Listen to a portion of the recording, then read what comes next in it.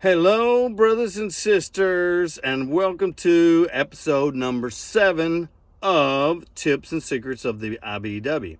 And I know what you're thinking. You're thinking, now, Louie or Eddie or whatever you're calling yourself nowadays, you told us that you were going to tell us funny stories about things that happened to you.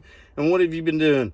Last episode, you said something about the screening process and how quality people are all in ibew and all this kind of stuff. And where are these stories? Okay, well, I wanted to let you know that despite this serious screening process, some, how should I put this? Egotistical, testosterone charged bullies make it through the screening process, and they're out there. This is construction environment, so this does happen. These people they do make it into the program, and they're out there, and I just happen to attract them. I don't know why, but anyway, so I call this the boo story. And I'm not talking about in a good term like, hey, boo-boo, hey, boo-boo kitten. No, this is something entirely different. So I was on a job. I was like a third-year apprentice and knew I was going to have to put up with some stuff. That's just what apprentices have to put up with in their 5-year program. And this foreman, he started sneaking up behind me and grabbing my shoulders and yelling boo in my ear and just scaring the crap out of me. And he just thought it was hilarious. He would do it in front of people, and everybody would laugh and laugh, ha ha ha, you know.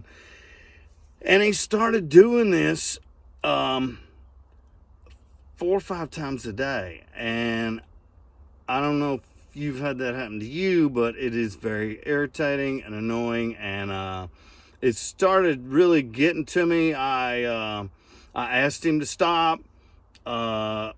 He kept on doing it. I told him to stop. He kept on doing it. I went to the general foreman. I asked him to stop. That happened to be his good old boy buddy. And so he kept doing it. And he even started doing it like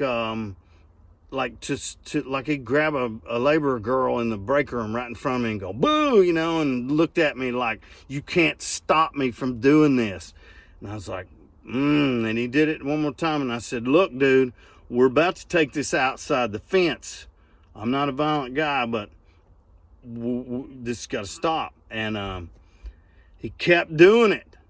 And so I didn't know what I was going to do, so I asked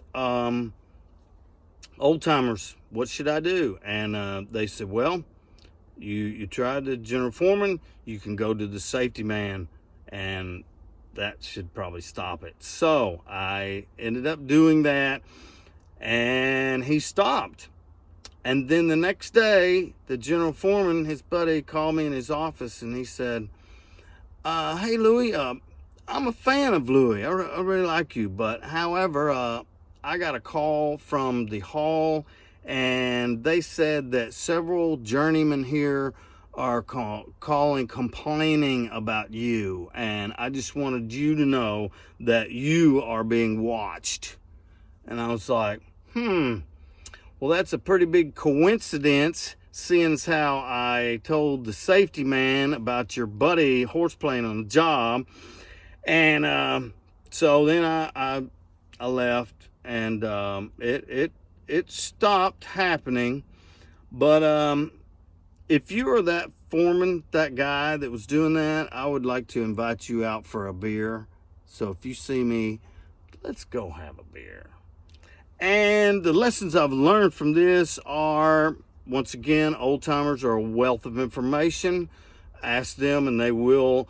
They actually told me, no, that's not how it works. German don't call the hall, and the hall calls your general foreman. If somebody's having a problem with you, they talk to the apprentice director, and the director talks directly to you and solves the problem. So that's the correct way it should have been handled, so it didn't it didn't happen that way. And then safety is always your friend. You can depend on them to help you out in certain situations. Horseplay is definitely not okay in a nuclear, any construction situation, but especially in a nuclear situation. And beware of good old boy clicks. And I don't know what you can do with that, but just be aware that that happens. And like, another option for me is I could have contacted the apprentice director myself and tell him what was going on, and he would have got to the bottom and stopped it. Okay, so that's the end of today's episode. See you next time, brothers and sisters.